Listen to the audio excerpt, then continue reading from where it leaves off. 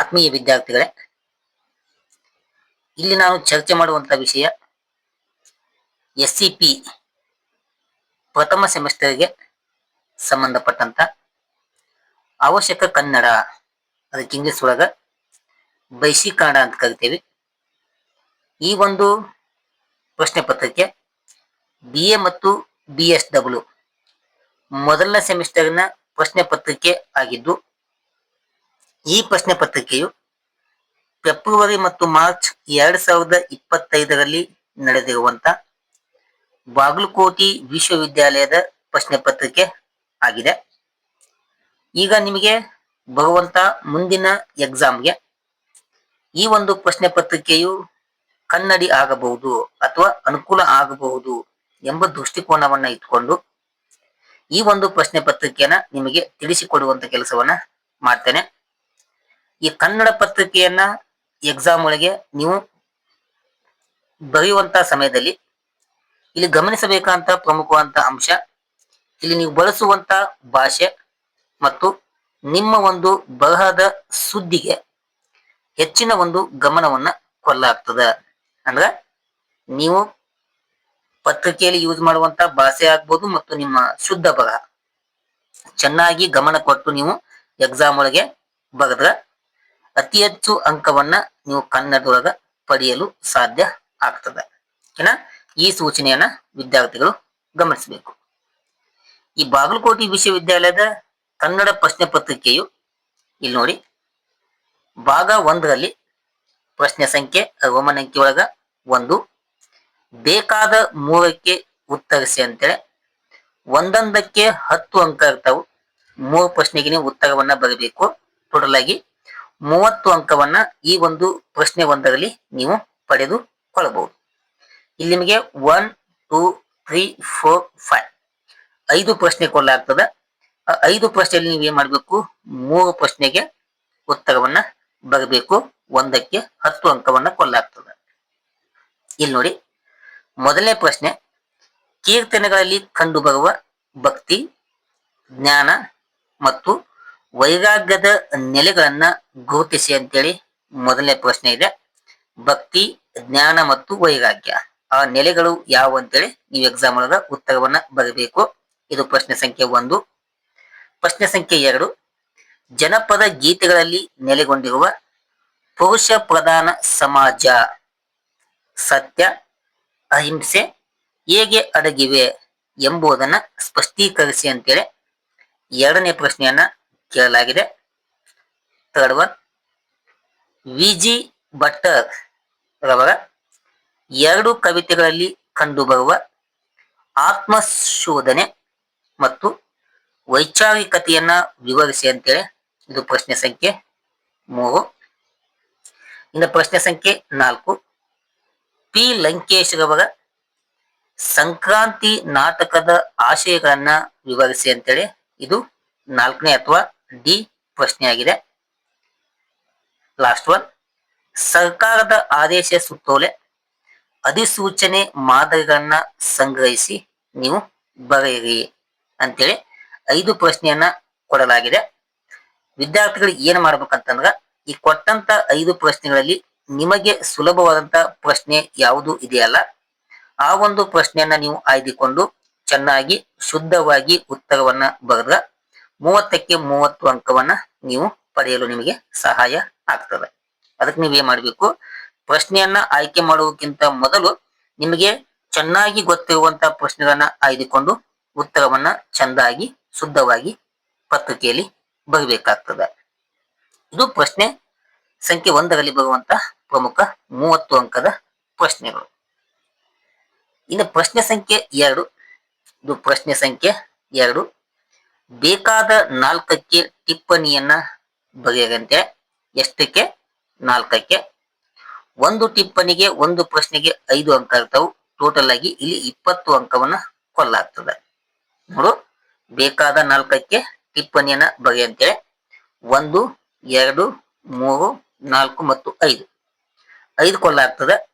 ಆ 5 ಕೊಟ್ಟಂತಲ್ಲಿ ನೀವು 4ಕ್ಕೆ ಮಾತ್ರ ಉತ್ತರವನ್ನ ಟಿಪ್ಪಣಿ ರೂಪದಲ್ಲಿ ಬರಬೇಕು. ಒಂದೊಂದಕ್ಕೆ 5 ಅಂಕವನ್ನ ಕೊಡಲಾಗ್ತದೆ. ಮೊದಲನೇ ಟಿಪ್ಪಣಿ, GS ಶಿವರುದ್ರಪ್ಪ ಇವ್ರ ಬಗ್ಗೆ ಟಿಪ್ಪಣಿಯನ್ನ ಬರಬೇಕು. ಯಂಗ್ಟನ್ ಪುಂಗಿ ಅಂತೇಳಿ ಇದು ಎರಡನೇ ಟಿಪ್ಪಣಿ. Third one. ವಿ ಸೀತಾರಾಮಯ್ಯ ಇದು ನಾಲ್ಕನೆಯ ಟಿಪ್ಪಣಿ. ಡಿ ಮೊಸರ ಅವಲಕ್ಕಿ ಇದು ನಾಲ್ಕನೇ ಟಿಪ್ಪಣಿ. 5 ವಾಣಿಜ್ಯ ವ್ಯವಹಾರದ ಪತ್ರಗಳ ಮಾದರಿ. 5 ಕೊಲ್ಲಾಗಿದೆ. 5ರಲ್ಲಿ ನೀವು ಎಷ್ಟಕ್ಕೆ ಉತ್ತರವನ್ನು ಮಾಡಬೇಕು? 4ಕ್ಕೆ ಉತ್ತರವನ್ನ ಬರಬೇಕು. ಇಲ್ಲಿ ಟಿಪ್ಪಣಿ ಕೇಳಾಗ ಕೇವಲ ಇಲ್ಲಿ 5 ಅಂಕವನ್ನ ಕೊಡಲಾಗ್ತದೆ. ಆ 5 ಅಂಕವನ್ನ ಗಮನದಲ್ಲಿ ಇಟ್ಕೊಂಡು ಆ 5 ಅಂಕಕ್ಕೆ ಎಷ್ಟು ಬೇಕಲ್ಲ ಅಷ್ಟು ಟಿಪ್ಪಣಿಯನ್ನ ಶುದ್ಧವಾಗಿ ಬರಬೇಕು. ಇದು ಪ್ರಶ್ನೆ 2 ಅಲ್ಲಿ ಬರುವಂತಹ ಪ್ರಮುಖ ಪ್ರಶ್ನೆಗಳು. ಇದಾದ್ಮೇಲೆ ನೆಕ್ಸ್ಟ್ ಒನ್ ಪ್ರಶ್ನೆ ಸಂಖ್ಯೆ 3. ಬೇಕಾದ 3 ಪ್ರಶ್ನೆಗೆ ಸಂದರ್ಭ ಸಹಿತ ವಿವರಣೆಯನ್ನ ಮಾಡಬೇಕು. ಅಂದ್ರೆ ಸಂದರ್ಭಕ್ಕೆ ಅನುಗುಣವಾಗಿ ಉತ್ತರವನ್ನ ಬರಬೇಕು. ಇಲ್ಲಿ ನೀವು 3 ಪ್ರಶ್ನೆಯನ್ನ ಬರಬೇಕು. ಒಂದಕ್ಕೆ 5 ಅಂಕವನ್ನ ಕೊಡಲಾಗ್ತದೆ. ಟೋಟಲ್ ಆಗಿ 15 ಅಂಕವನ್ನ ನಾವಿಲ್ಲಿ ಪಡೆಯಬಹುದು. ಇವು ಸಂದರ್ಭದ ಪ್ರಶ್ನೆಗಳು. ಇಲ್ಲಿ 1, 2, 3, 4, 5 ಪ್ರಶ್ನೆ ಕೊಡಲಾಗ್ತದೆ. ಅದರಲ್ಲಿ ನೀವು 3ಕ್ಕೆ ಮಾತ್ರ ಉತ್ತರವನ್ನ ಬರಬೇಕು. ಮೊದಲನೇ ಸಂದರ್ಭ ಸುಬಕ್ಕಟಲ್ ಕವಿಗಳ ಸುಪ್ರಭುಗಳ್ ಎಂಬುದು ಇದು 1ನೆಯ ಸಂದರ್ಭ.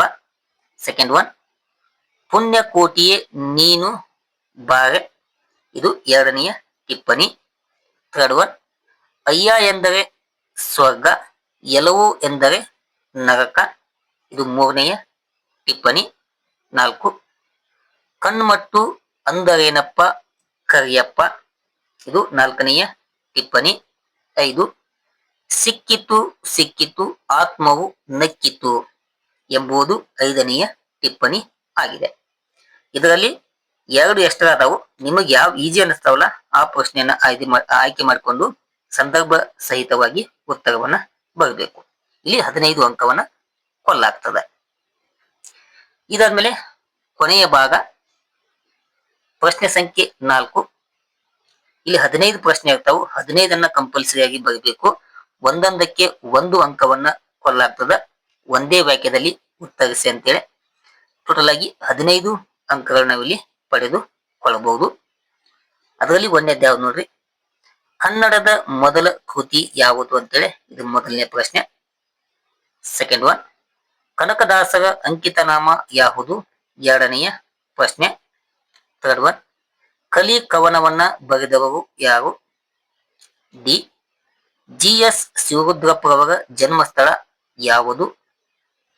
ಈ ಯಂಗ್ ಒನ್ ಹಾವು ಹಿಡಿಯಲು ಏನೇನನ್ನು ಬಳಸುತ್ತಿದ್ದನು? ಎಫ್ ಪೂರ್ಣಚಂದ್ರ ತೇಜಸ್ವಿಯವರ ತಂದೆ ತಾಯಿಯ ಹೆಸರು ಏನು? ಜಿ ಕಜ್ಮಾಯ ಇದು ಯಾರ ಕೃತಿ ಆಗಿದೆ? ಎಚ್ ವಿಜಿ ಭಟ್ಟರ ಹುಟ್ಟೂರು ಯಾವುದು ಅಂತೇಳಿ. ಓಕೆನಾ? ಇವುಗಳಿಗೆ ನಿಮಗೆ ಏನಾದ್ರು ಉತ್ತರ ಬೇಕಾತಂತಂದ್ರ ನೀವು ಚಾಟ್ GPT ಅಂತೇಳಿ ಚಾಟ್ GPT ಆ್ಯಪ್ ಅನ್ನ ಯೂಸ್ ಮಾಡಿಕೊಂಡು ಇವುಗಳಿಗೆ ಏನಾದ್ರು ನಿಮ್ಗೆ ಉತ್ತರ ಬೇಕಂತಂದ್ರ ಆ ಚಾಟ್ GPT ನೀವು ಸುಲಭವಾಗಿ ಉತ್ತರವನ್ನ ಪಡ್ಕೊಂಡು ಎಕ್ಸಾಮ್ ಒಳಗೆ ಉತ್ತರವನ್ನ ಬರೀಬಹುದು. ನಿಮಗೆ ಯಾವುದೇ ಒಂದು ವಾಕ್ಯದ ಉತ್ತರ ಬೇಕಾದ್ರೆ ಇಲ್ಲಿ ಸಂಪರ್ಕವನ್ನ ಮಾಡಿಕೊಂಡು ಉತ್ತರವನ್ನ ಸುಲಭವಾಗಿ ಪಡಿ. ಅಥವಾ ನಿಮಗೆ ಉತ್ತರ ಬೇಕಂದ್ರೆ ನನ್ನ ಕಮೆಂಟ್ ಬಾಕ್ಸ್ ಒಳಗೆ ಕಮೆಂಟ್ ಮಾಡಿ ಇವುಗಳಿಗೆ ಉತ್ತರವನ್ನ ಕೊಡುವಂತ ಕೆಲಸವನ್ನ ಮಾಡ್ತೇನೆ. ನೆಕ್ಸ್ಟ್ ಒನ್ ಈ ಪ್ರಶ್ನೆ ದೋಸೆ ಲೇಖನವನ್ನ ಬರೆದವರು ಯಾರು? ಜೆ ದೋಸೆ ಲೇಖನವನ್ನ ಯಾವ ಕೃತಿಯಿಂದ ಆಯ್ದುಕೊಳ್ಳಲಾಗಿದೆ? ಕೆ ಸಂಕ್ರಾಂತಿ ಕೃತಿಯ ಕರ್ತೃ ಯಾರು? ಎಲ್ ಪತ್ರ ವ್ಯವಹಾರದ ಮೂಲ ಇತಿಹಾಸ ಯಾವ ಕೃತಿಯಲ್ಲಿ ಸಿಗುತ್ತದೆ? ಎಂ ತೀರ್ಮಾನಗಳನ್ನ ಒಳಗೊಂಡ ಪತ್ರ ರೂಪವನ್ನ ಏನೆಂದು ಕರೆಯುತ್ತಾರೆ? ಎನ್ 87ನೆಯ ಅಖಿಲ ಭಾರತ ಸಾಹಿತ್ಯ ಸಮ್ಮೇಳನ ಎಲ್ಲಿ ನಡೆಯಿತು? ಓ ಬಾಗಲಕೋಟೆ ವಿಶ್ವವಿದ್ಯಾಲಯದ ಕುಲಪತಿಗಳು ಯಾರು ಎಂಬುದು ಕೊನೆಯ ಪ್ರಶ್ನೆಯಾಗಿದೆ. ಟೋಟಲ್ ಆಗಿ 15 ಪ್ರಶ್ನೆ, ಒಂದೊಂದಕ್ಕೆ 1 ಅಂಕ. ಓಕೆನಾ? ನೀವು ಕಂಪಲ್ಸರಿಯಾಗಿ ನೀವು ಉತ್ತರವನ್ನ ಬರೀಬೇಕು. ಇಷ್ಟು 2025 ಬಾಗಲಕೋಟೆ ವಿಶ್ವವಿದ್ಯಾಲಯದ ಬೈಸಿಕ್ ಕನ್ನಡದ ಪ್ರಶ್ನೆ ಪತ್ರಿಕೆ ಆಗಿದೆ. ಓಕೆನಾ? ನಿಮಗೆ ವಿಡಿಯೋ ಇಷ್ಟ ಆತಂತಂದ್ರ ಲೈಕ್ ಮಾಡ್ರಿ. ಈ ವಿಡಿಯೋನ ನಿಮ್ಮ ಸ್ನೇಹಿತರಿಗೆ ಶೇರ್ ಮಾಡುವುದರ ಮೂಲಕ ಚಾನಲ್ ಅನ್ನ ಸಬ್ಸ್ಕ್ರೈಬ್ ಮಾಡಿಕೊಂಡು ಹೆಚ್ಚಿನ ಸಂಖ್ಯೆಯಲ್ಲಿ ವಿದ್ಯಾರ್ಥಿಗಳು ಚಾನಲ್ಗೆ ಸಪೋರ್ಟ್ ಮಾಡ್ಬೇಕಂತೇಳಿ ತಮ್ಮಲ್ಲಿ ಕೇಳ್ಕೊತೇನೆ. ಓಕೆನಾ? Thank you. ನಮಸ್ಕಾರ.